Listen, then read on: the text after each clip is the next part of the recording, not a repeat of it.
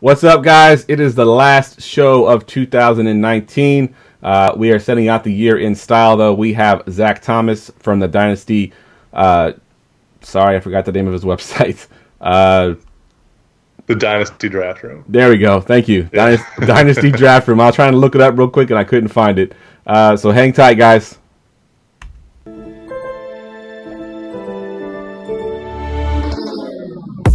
Football, dealing with respect. Keep your hype ball in it. This ain't nothing like the rest with the Armchair Fantasy Show podcast. Give advice for all the listeners to improve your stats. Yeah. We live on going2.com. Tuesdays and Fridays. This is what you want. Talking dynasties and daily drafts, and we just getting started. That ain't even that. Yeah. So go ahead, tell your friends to join. Going to, cause no one remembers the extra point. Hey, going2.com. The Armchair Fantasy Show. What's going on, guys? Welcome to episode 125 of the Armchair Fantasy Show. I'm your host, of course, Jeff Lambert. You can follow me on Twitter at JeffLambert77. We're live every Tuesday and Friday night on Facebook Live, Periscope, and YouTube.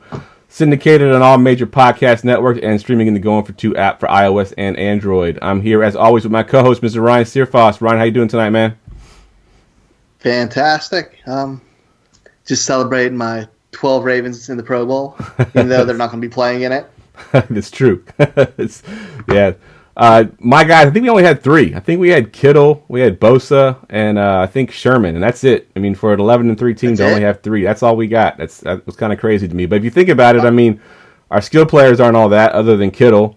We got like 5 running backs that are all kind of doing their thing, but they're none of them are putting any gaudy numbers. Defensively, I mean, it's basically Bosa. So yeah, I mean, I kind of understand it, I guess. Buckner is an animal. Yeah, that's true. Yeah, Buckner's been really good this year. I'm surprised he wasn't in there. Killed it for me in IDP. Yeah, he's been awesome because I have him in the IDP league that me and you are in with Jeff Rainey. I have him in that league, I believe. Yeah, all right. He's fantastic. All right, so you heard in the intro there, Zach Thomas coming through to save me since I couldn't find the website that he works for. DynastyDraftRoom.com, man. How you doing tonight? I'm doing great, man. I'm happy to be on. So yeah, thanks for the invite. Yeah, no problem.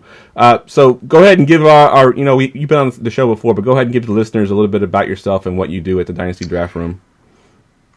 Yes, sir. We started the Dynasty Draft Room, me and Matt Hicks, and we've been started that off as a podcast, decided to take it to the next level, and we got a website up and running now. We got a really good team over there. I think you might know one of them, Mr. Ryan Searfoss. Yeah, that guy over there. He runs our SEC column, and then we got a lot of good guys over there. We got a lot of scouting reports up already, a lot of good articles for Devy guys and whatnot. So we're fully prepared for the big rush into the off season here, and draft season is going to be a blast. So I'm excited to just keep pushing out good content for all you guys. Yeah, and I heard there was a really awesome article about the upcoming rookie running backs and NFL comparisons. You guys should definitely check it out. Is it written by Ryan Searfoss by chance? I'm not sure, but check it out. It might be pinned on my profile. All right, good stuff. Yeah, no, I'm excited too, man. I'm actually in my Dynasty League, my main Dynasty League. I made the championship game, but I made a trade earlier in the season that I thought would be a late round first. Ended up the guy didn't make the playoffs and didn't do very well. So now I not only am I in the championship, but I have a top 5 pick this year coming up as well. So I'm excited to hear about some of these guys because I don't watch college. I'm not like you. I know you're kind of a freak about it. I barely watch college at all. I just watch film once the season ends and kind of learn these guys' names, after the season. So I'll be watching guys like you and a few of the guys that we've had on the show before to kind of get me pumped up and ready for draft season. Yeah, I'm kind of nuts about it. I'd take it a little bit too far. I mean, I'm up to triple digits in prospects watch this year. So I watch everything from quarterback to offensive line to defensive players. So I mean, I really get into the full aspect of the NFL draft. So I'll definitely get you all the information you need, man. Good stuff. And that's a perfect segue into a plug that we're going to be having a new show coming up in January. Myself, Ryan, and one of our colleagues from going4two.com, we're going to be doing basically 4 to 5 minute shows. We're calling it the Going for Two War Room. Basically, we're going to prospect one rookie each show. Just kind of give you their outlook going into the NFL draft, and then we'll do some shows after the draft as well with landing spots. So definitely be on the lookout for that, guys. Going to War Room, you can find it in the same place you find this show. Should be out sometime early January. All right, let's go ahead and kick off the news and notes. News and notes from around the league.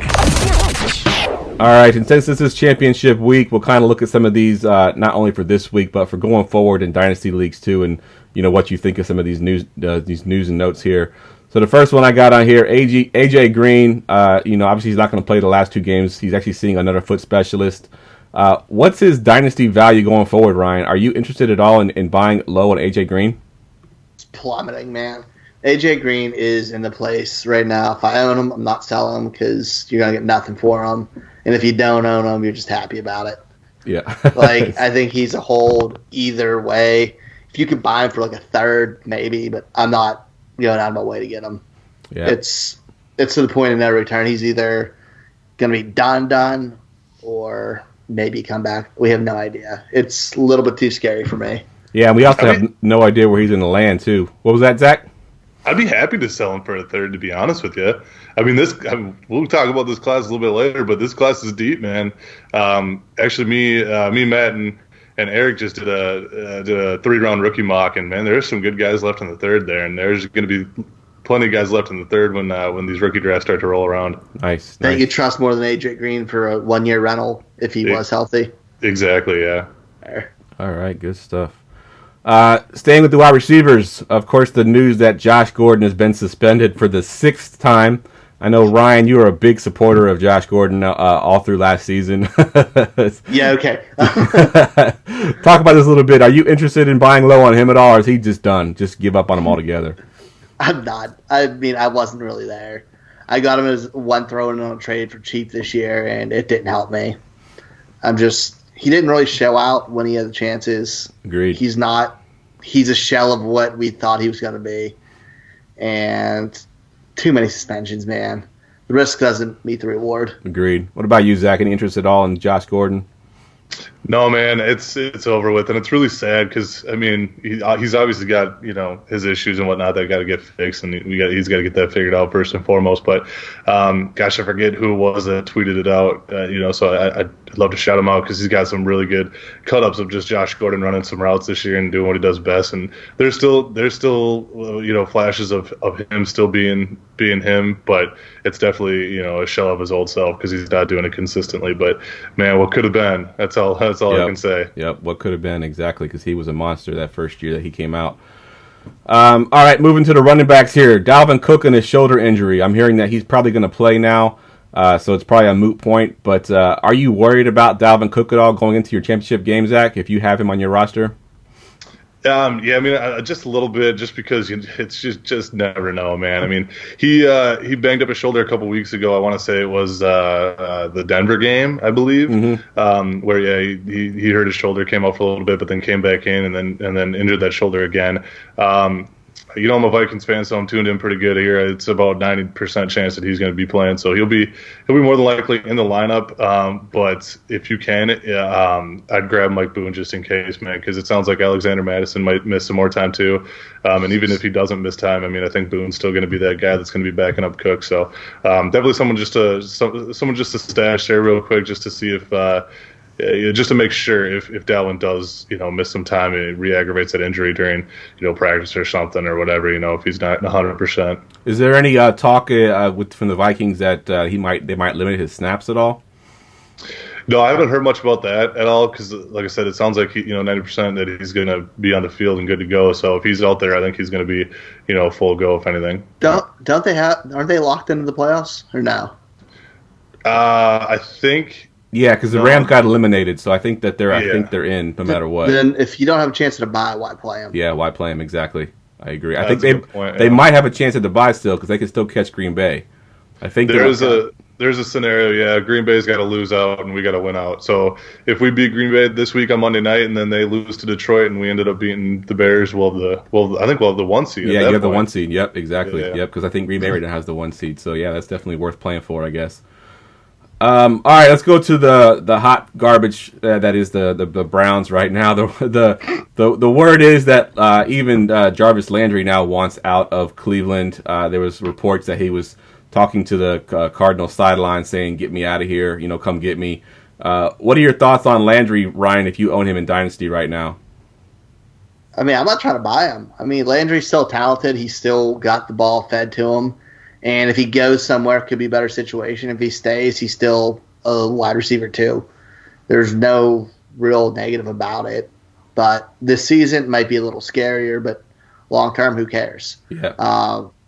I think OBJ is also a buy too. But the truth is, man, it's Kitchens needs to go, not the players. Agreed 100%. Yeah, and Chris on Periscope here just kind of sent me a tweet saying that the Vikings are not actually locked in yet. I'm not sure who could overtake them, but if we're taking his word for it, they're not actually locked into the playoffs yet. So definitely if they're not locked into the playoffs, then they need to play Dalvin Cook to get into the playoffs.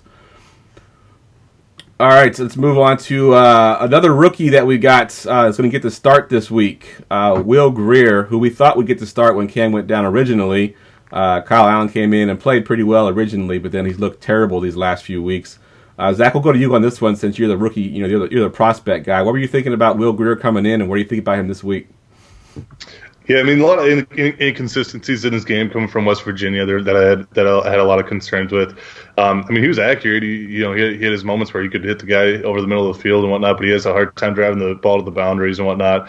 I don't think he has like tremendous overall arm strength, but I think he has enough just to get the ball where he needs to put it.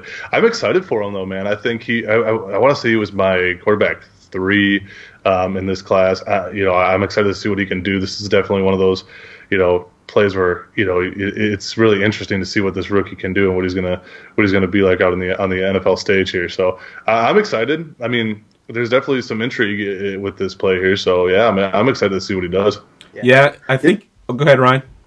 I said I've added and dropped him so many times in Dynasty this year. Like anytime I'm like, I have an empty roster spot, he might get a chance. Pick him up, then dropped him. Again, he's not on my team now. I'm real excited for him to play, though. Yeah, I agree with that. I heard a lot on Facebook, too, and I was talking to a guy today. They thought that it hurt Christian McCaffrey's stock, but I think in a way it helps his stock a little bit, only because I don't think they're going to put him in there to see what he can do, Will Grier, and then take his weapons away from him.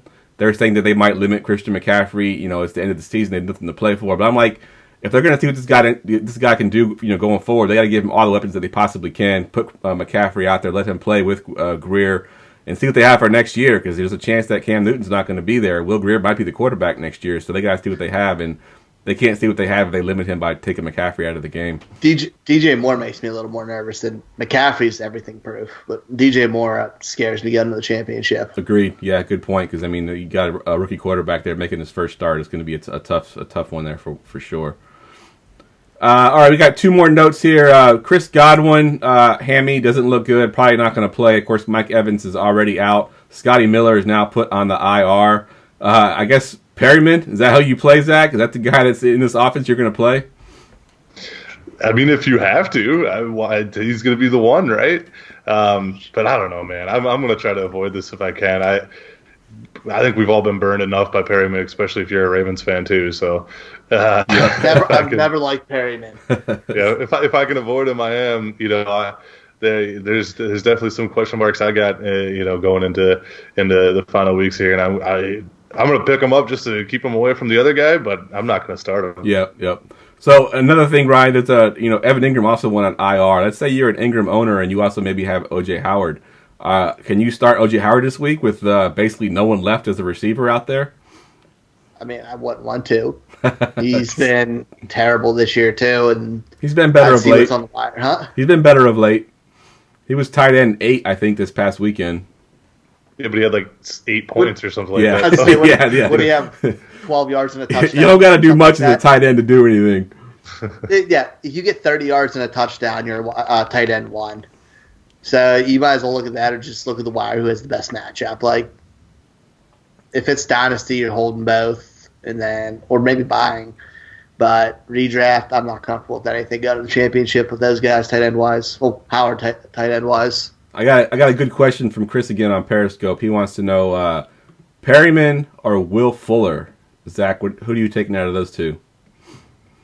Who the Texans play this week?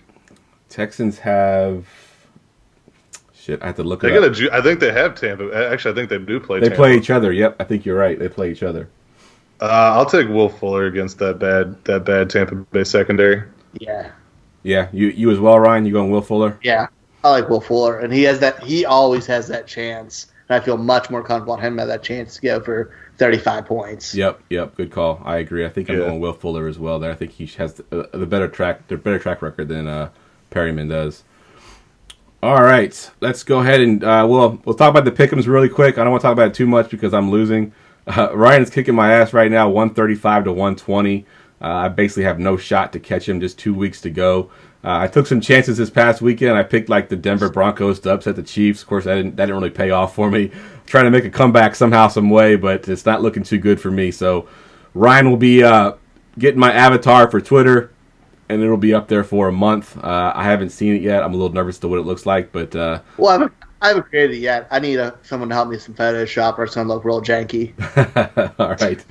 I'm sure you can find somebody on Twitter that'll do it. That's for sure. All right, so what we're going to do next, guys, we're going to do a 2-round redo of the 2019 rookie mock drafts here. We're just going to go back through with what we know now after the season's pretty much done and just kind of redo it if we were to draft today. And Zach, since you're the guest here, you get the 101. Who are you taking if you were to draft again today for your Dynasty rookie drafts? It's still the same for me, man. From the start of the season to now, it's DK Metcalf 101 all day. Love what this guy brings to the table. Big physical receiver that's extremely fast. We all know that, but he's also not bad at running routes. I think we've seen enough clips to know that he's a good route runner and can create separation and go up and get the ball. He's still the best rookie in my eyes from everything I've seen, and he's going to be one of the better wide receivers in the game once he really gets his rookie season under him and he gets a little bit more experience. Even he's going to be a stud. I like that. Actually, I think the consensus would have been Josh Jacobs there at the 101, but I think in Dynasty, you get those receivers. If you can get that young receiver that's going to be a stud, you got him for 10 years plus. Rookie running backs don't last quite as long, and Metcalf, he leads the NFL right now. I think in red zone targets or end zone targets. I think he's got 16 or 17 end zone targets. He just hasn't converted a lot of it to touchdowns, but once that starts to hit, I mean, this guy's going to be a stud. So I like that you took a little bit of a risk there. Go with Metcalf at 101. All right, Ryan, 102. Who'd you got? I'm making it pretty easy. I'm going Josh Jacobs. He is an absolute workhorse when he's healthy in Oakland. He had 242 rush attempts and 1,100 yards already in his career. Plus, he's been catching a bunch of balls as well. I get 3-4 years out of a rookie or out of a young running back. I'm happy, especially when you have a coach who is dedicated to feeding him the rock. Sometimes volume trumps talent, but he's a little better than I thought he was, and the volume's beautiful. Yeah, I agree 100%. I think Jacobs would have been my 101 as well. So I'm at the 103 here, and I'm going to go with Miles Sanders. I think if we had done this podcast about 2-3 weeks ago, I probably wouldn't have gone Sanders here. But after seeing what he did this past weekend to the Redskins, I know it is the Redskins, but he got a full workload. He looked awesome. I mean, he broke some records there for the Eagles with most yards for a rookie. And I think that Jordan Howard won't be back next year. Darren Sproles, of course, is probably pretty much done. He's going to retire. I think that Miles Sanders next year gets the full workload, and I think he's going to be awesome going forward. And I think the offense will be better next year as well. So it's Miles Sanders for me at the 103. 104, Zach, who you got? Man, you guys are making this easy for me. I'll take N'Keal Harry. I would have taken him 102. I know that we could sit here and argue about Josh Jacobs being 101 even, but I like my wide receivers, man. And this kid's a stud. He's going to be the forgotten guy. I tried to buy him everywhere I could in dynasty leagues. He's amazing, man. He's going to be really good with the Patriots. I know Tom Brady's on the back half of his career here, but I still have a lot of faith in this guy. He's got a lot of talent, and he's going to be another stud wide receiver in the league for a very long time. Yeah, I think he could be even a buy low candidate right now. If you got someone who drafted him this year, and he hasn't been that great all year because he's been injured, I think he's come on as of late. But yeah, I think that's definitely a good pick there. Actually, I didn't have him ranked anywhere near the top 10. I almost completely forgot about him. That's how much he hasn't played much this year. But yeah, I agree. I think Harry's a good pick there. So good call. All right, Ryan, we're going to you with the 105. What you got? Staying with the wide receiver thing, taking A.J. Brown. I think he was a completely solid prospect coming out. I liked his overall game. I was just worried about his usage in Tennessee, and they proved that with Tannehill there that he can produce in that offense, which is all I need to get that confidence in him. He's going to be a 1,000-yard rookie receiver, and there's a lot of brightness to come. He's taking over that number one role for RIP Corey Davis. Yeah. Your boy. Yeah, my boy. I still say buy low on Corey Davis, not because I think he's going to be anything in Tennessee, but because he's coming down to the end of his contract. He will eventually move on. I think he's got the 5th-year option, though. I think this is his 4th year, right, or his 3rd year. I think he'll be moving on eventually, but they have the option to get that 5th year. All right, let's see. I got a couple options to go here. I do want to go receiver, so my options right now I'm looking at is Terry McLaurin, Deebo Samuel, possibly even Darius Slayton here. But I think I'm gonna go with Terry McLaurin, only because I think we saw what he's capable of. He's got that big playability. I do think that Haskins eventually puts it all together. I think we saw last week what he can do when he's on his game. McLaurin has kind of been quarterback proof almost this year. I mean, he hasn't had any great quarterbacks. He's been putting up some monster numbers.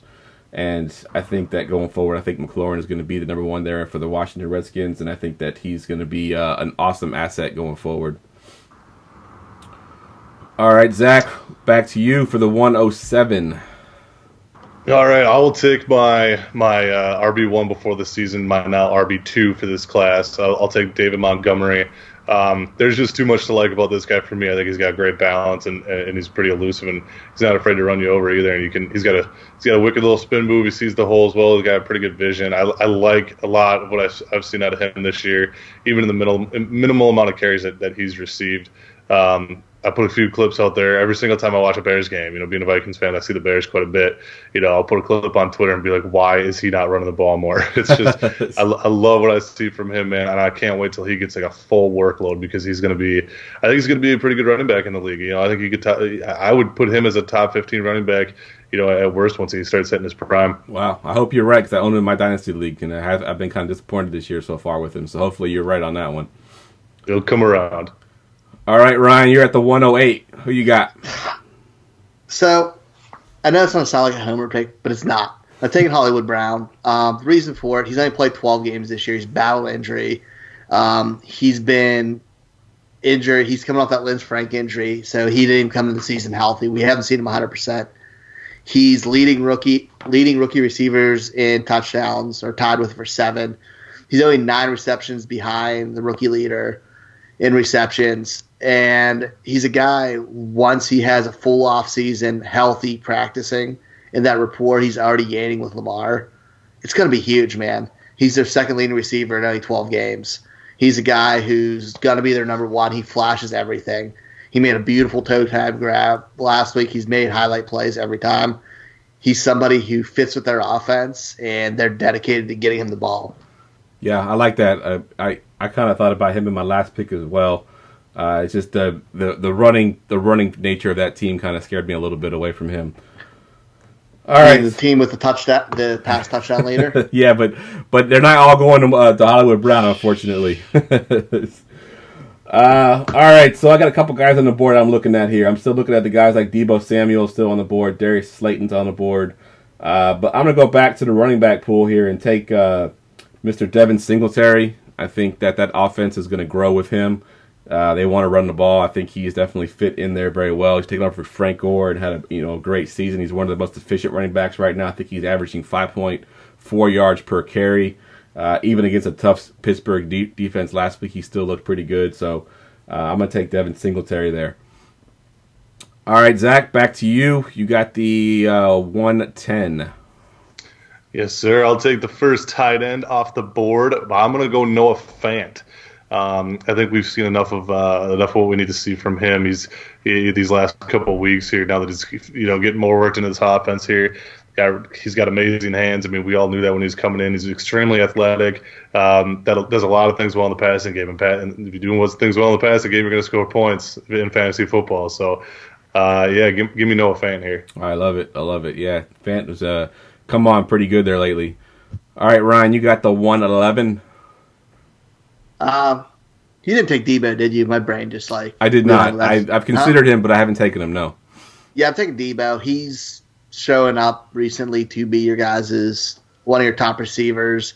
It's something that's only going to grow. He's starting to separate himself from all those other young guys. He runs all the routes. He can go underneath. He can go deep. He brings everything.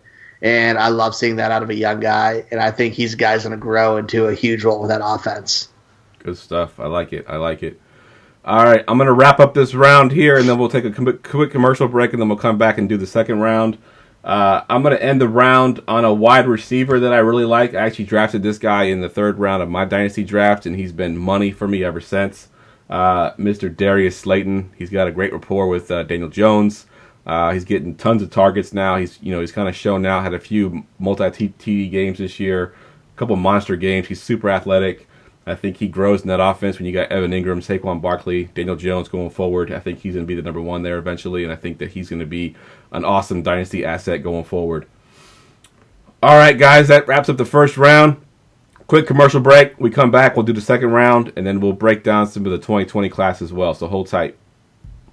In the unpredictable world of fantasy sports, when all hope seems lost, and chaos and confusion rule, one hero will rise.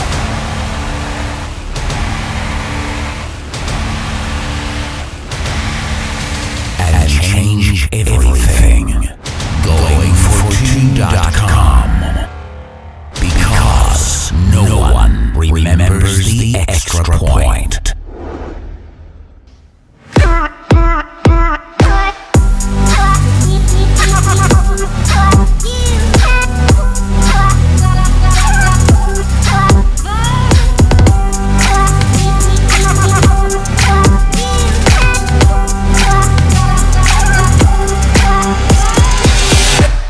All right, guys, welcome back. I'm here with Ryan and Zach, and we are in round 2 of our redo of a Dynasty rookie draft from 2019. And Zach, you are on the board with the 201. Who are you going with here? Yeah, give me my boy Alexander Madison here. I think he is, he's one of those guys that he's showed what he's really good at as being an agile runner, being tough to tackle in the open field. I mean, he'll jump over guys. If they're coming at him low, he has no problem doing that.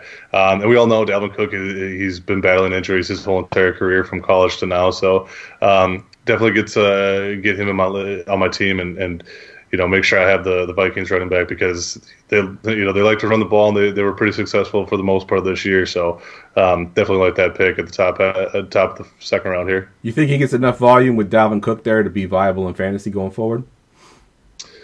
Yeah, I mean, like I said, this is more of a handcuff here. I'm excited to have him just because he's going to be behind an improving offensive line.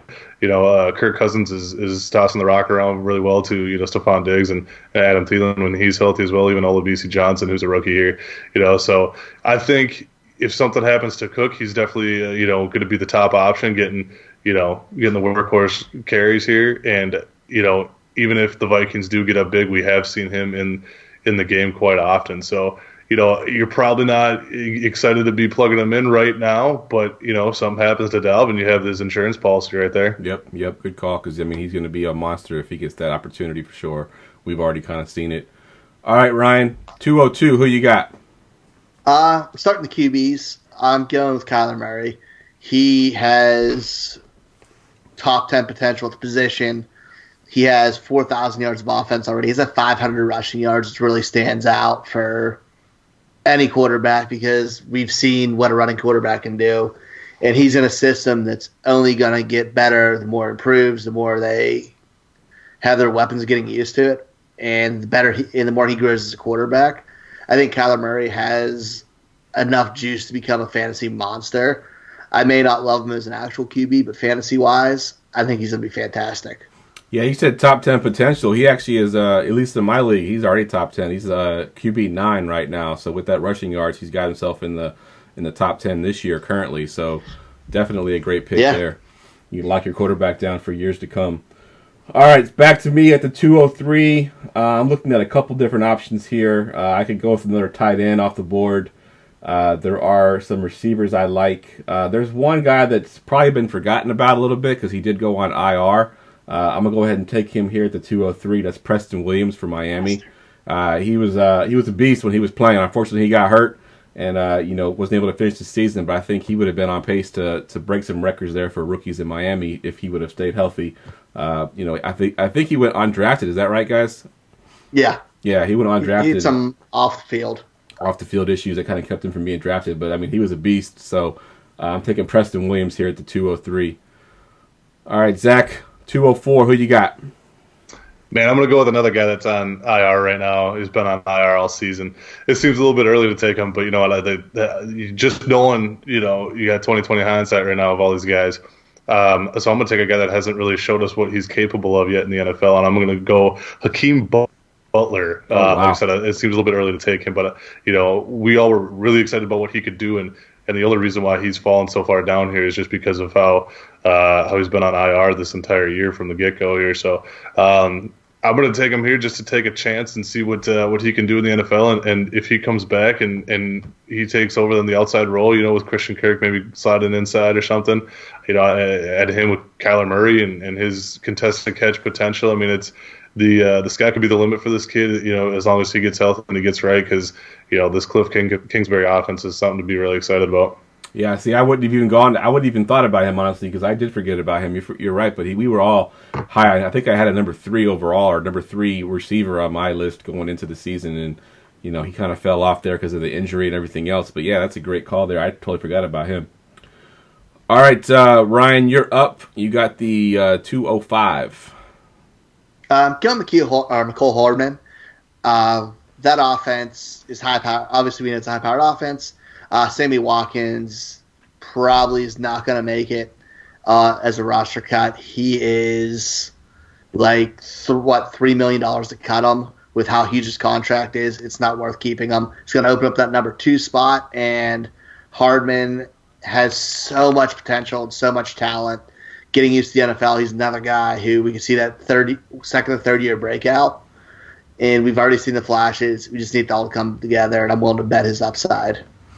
All right, good stuff. I like that call there. So I'm up at the 206, and I'm going to go to the tight end pool, but I'm not going to take the guy that y'all think I would take. I'm going to go with Irv Smith Jr. I think coming into the season, I liked him a lot. I mean, I watched his combine. I fell in love with his gauntlet there, and just how athletic he is. I think he's shown over the last few games how athletic he really is. I think that they still have Kyle Rudolph there. They just signed to extension, but Rudolph is the better blocker. And I think that Irv Smith Jr. is going to kind of become that passing option there in that offense. And I think we saw last week, I think he had like an amazing sort of back of the end zone catch that he made this past weekend. He's got great hands. So I'm going Irv Smith Jr. here at the 206. Zach, you're up at the 207. Yeah, good pick with Irv there. Kubiak's liked his 2 tight ends this year. So going forward, I mean, I think he's going to be a very solid tight end. So Hawkinson's still on the board, though, huh? Yes, he is. I mean, I think we let him slide a little too far here. I think we got to grab him at this point. I know he's on IR. He started out the season hot. I mean, he's on fire. I mean, this kid was like, we're talking about him being, potential fantasy MVP after his first week. What did he put up, like 20 fantasy points or something like that first or second week or whatever it was? So we saw his potential. That's his ceiling there. So I think once he comes back next year and has another, he's got a full year under his belt, another off season under his belt. I think this kid is. I think the sky's the limit for him. He's a really good player. Yep, I love that call. I thought about Hawkinson, but I think just my love for Irv Smith because I watched him in the combine really closely and I just kind of fell in love with him. I just decided to go with him over Hawkinson. It was a tough call though. I know you said you're taking the tight end, and I'm like, oh, thank God I can take Irv now. But I'll settle for Hawkinson. Yeah, that's a good thing to settle for. All right, Ryan, you got the 208. What you got? Taking Deontay Johnson. He's leading. Killing me. He's leading the Steelers leading receiver right now. He has the most receptions on the team. He's been improving week in week every single week. He was kind of a non-factor this season. He's just flashing, showing out. Juju's probably is going to come back and be the number 1, but he could be a solid number 2, especially working on the slot. they're using on punt reports or manufacturing touches for him in multiple ways. And that's what you want to see out of a young guy, especially like a small school guy where they're finding ways to get him the ball. That means they trust him and they want to make him part of the offense. And moving forward with Ben coming back and maybe a functional offense next year, that could be a good thing and lead to a big season. Yeah, I love that call. I was actually looking up his stats right now because I want to spit some stats because I was going to draft him, but you sniped me. So I was like panicked now trying to figure out who I'm going to draft next. I wanted Hawkinson. So you got sniped too. We're just sniping each other. All right, so I'm going to go with another receiver here. I'm going to go back to the receiver well, and I'm going to go with Mr. Hunter Renfrow. I think he's going to be a PPR monster going forward. As long as he can stay healthy, I think we've seen that he's a volume receiver, and he's looked really good in Oakland and on a team that's been sort of all season. Renfrow for me at we're at the 209. All right, Zach, at the 210, who you got? Yeah, since this is my last pick, I got to go with the homer pick. I'm taking BC Johnson here. He was someone, not a lot of people are high on, obviously. I mean, he was a 7th round pick. Not many people, if you drafted him, you got pretty lucky. But when he filled in for Adam Thielen, even last week when Adam Thielen wasn't, I mean, he looked really good. I mean, he's done a lot of things really well. And I think he feels like a secondary wide receiver role, perfectly, especially on this team with Stephon Diggs and Adam Thielen and Irv Smith and Kyle Rudolph and all these guys. So I think that's a good depth piece for me to have on my team here. And honestly, I got him on a few teams and I'm excited about it. I think this kid has shown some good flashes and he's matured really well throughout the season. All right, so literally while you were talking, because I've been looking at him, he's sitting on my waiver wire right now in my Dynasty League. So literally while you were talking, I just put a claim in for him because I'm gonna try to get him. You convinced me. I've been sort of like going, should I add him? Should I stash him? But yeah, I'm gonna go ahead and stash him now on my Dynasty roster and see what he does going forward. So you convinced me to take him there. All right, Ryan. Sure, man, with Stephon Diggs even missing time with injuries before too. I mean, all these guys are missing time. So good call. If any one of them miss time, he steps in as the next guy up. So yep, good call. We drafted a bunch of Vikings tonight, haven't we? I mean, we've gotten we got Madison in there, we got Irv Smith, you got BC Johnson. There's somebody else we drafted too. I forgot who the other person was. I thought there was 4 that we got tonight. All right, Ryan, going to you at the 211. Who you got? I'm gonna go Dawson Knox. I think Buffalo's using him. He doesn't have a ton of volume yet, being that offense isn't really passing a ton. But rookie tight ends, they take some time to develop. So I'll take him. It really kills me not taking Justice Hill, but I'm going to go tight end there just because it's such a bad position. And if I can get bet on a little bit of upside and take the chance on it, it might be worth it.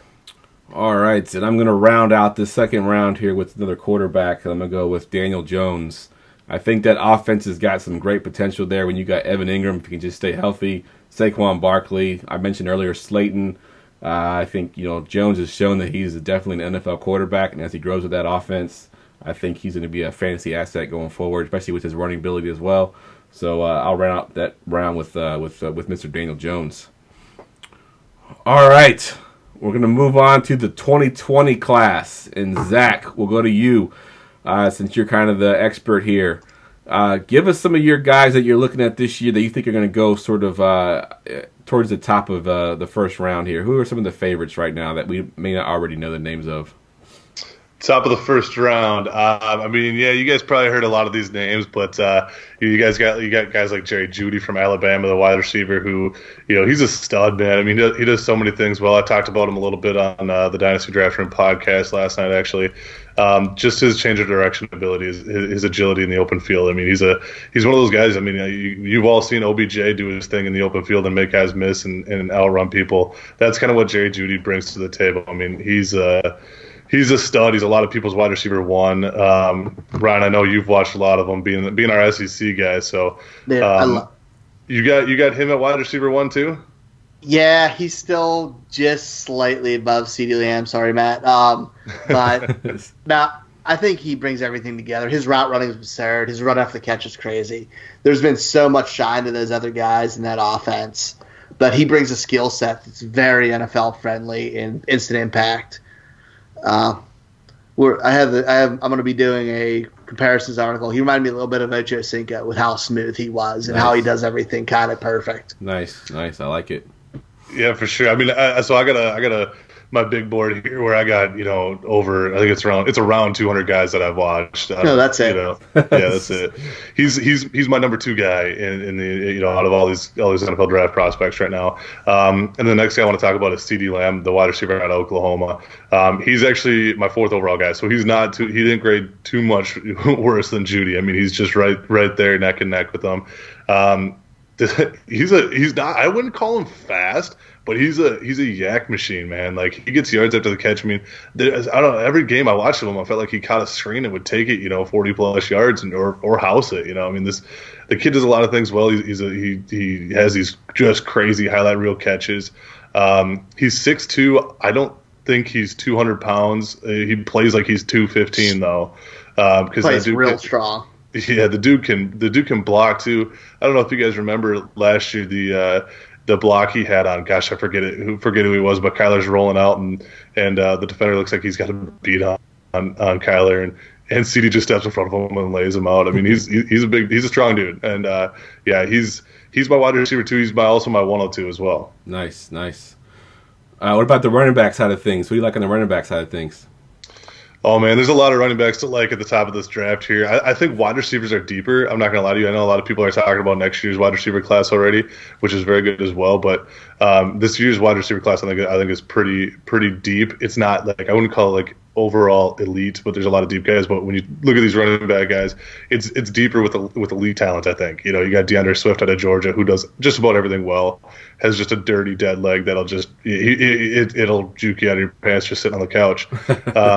Catches the ball very well, baits linebackers in the hole very well. Then you got a guy like Jonathan Taylor, who's just been running all over the Big Ten, all over college football for what seems like the last 10 years. I don't know how many yards he has off the top of my head in his career, but I know it's a lot. And we've all heard of Travis Etienne, who had 20-plus touchdowns last year, has had another very good year this year.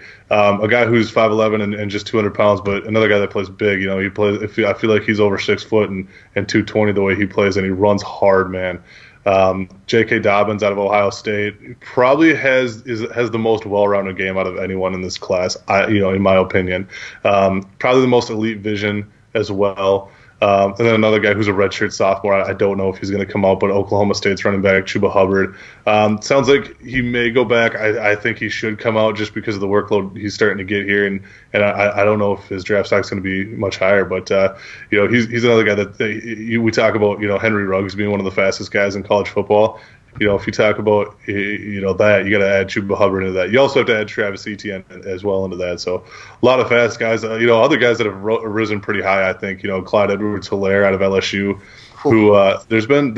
I don't take this for what I'm saying because he's not going to go in the first round. But I did hear from someone saying that guys, GMs are talking about him being a first round talent type of player there. So keep an eye on him. Najee Harris, he's been just nuts at Alabama. A lot of people are liking him. So a lot of guys there that I would say are close to, I mean, that's 7 guys there that I think are pretty much in that you could talk about being a top tier type of talent, especially when you talk about landing. When you start talking about landing spots. Cam Akers too, man. Oh yeah, my boy. Can't forget about your boy there, Cam Akers. Yeah, if only he had an offensive line. I can't wait till he gets an NFL offensive line, man. He might be able to do some work here. Good stuff, man. Good stuff. Is anybody he didn't mention, Ryan, that you wanted to mention real quick? Not at running back. He hit everybody. Wide receiver-wise, a couple guys wanted to mention. He mentioned Henry Ruggs in passing, who's Tyreek Hill type fast. Like, he's ridiculous.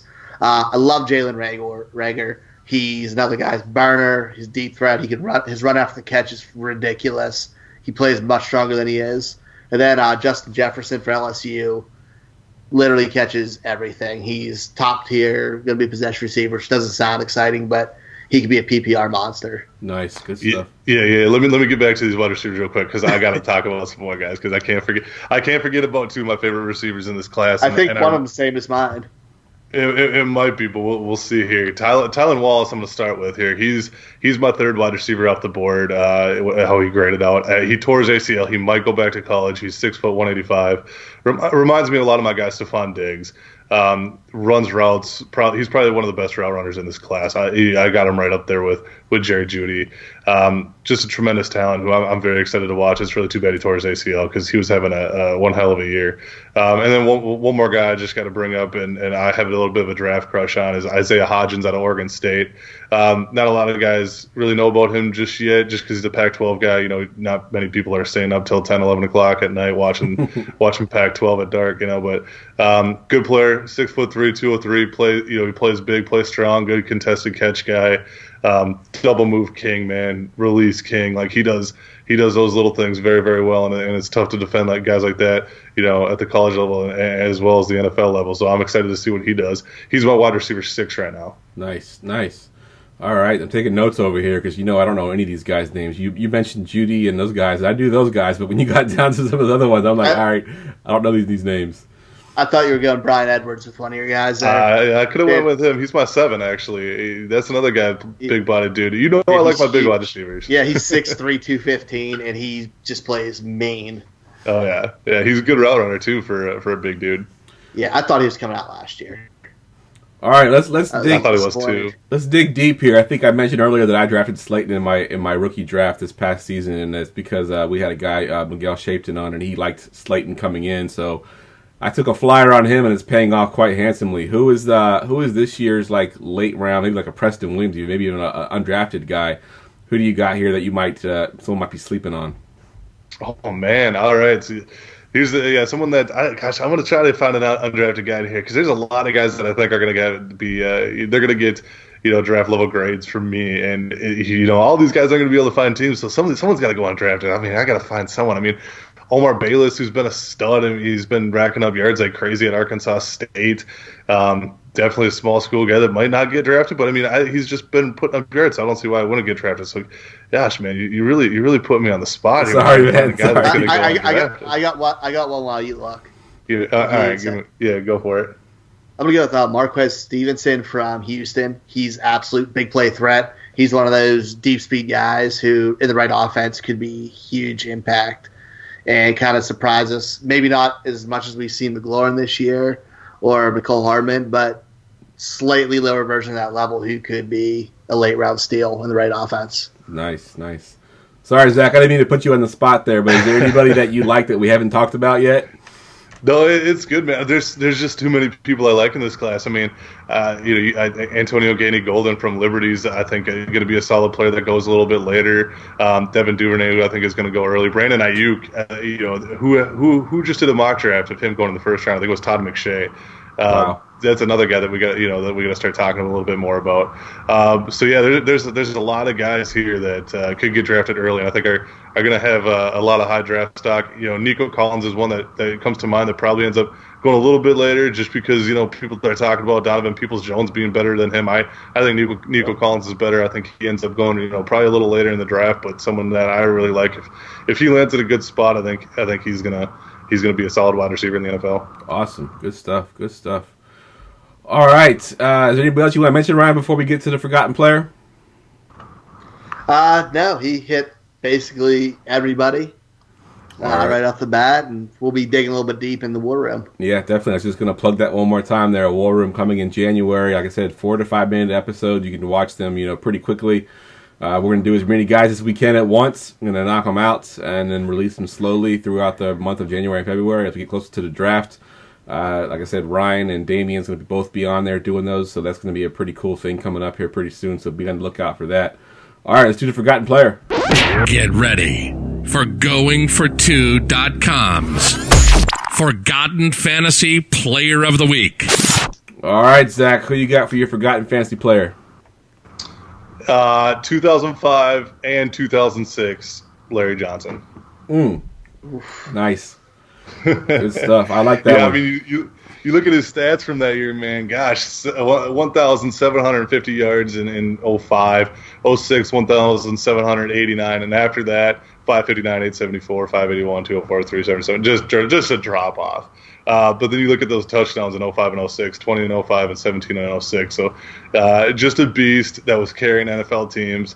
2005, I was a fifth grader, so I still remember him, Oh, him God, running I'm all over the place. And I'll be honest with you, sixth grade is when I first started started playing fantasy football. So, Larry Johnson, man, that was the man. Yeah, I like that. That's a good call there, because he was that guy that was kind of behind Priest Holmes. That whenever Priest Holmes would have his 4 touchdowns games, they put him in there to kind of do his thing, and we'd all get excited about him. Like, this guy, when he gets his chance, is going to be so good. And he was for those 2 years, and then man, he just disappeared. He just fell off the map. It was weird to how dominant he was, and then just basically fell off after that. But you're making me feel my age there, because in 2005 I was 10 years out of high school already, and you were in the 5th grade. So. I was a year out, yeah.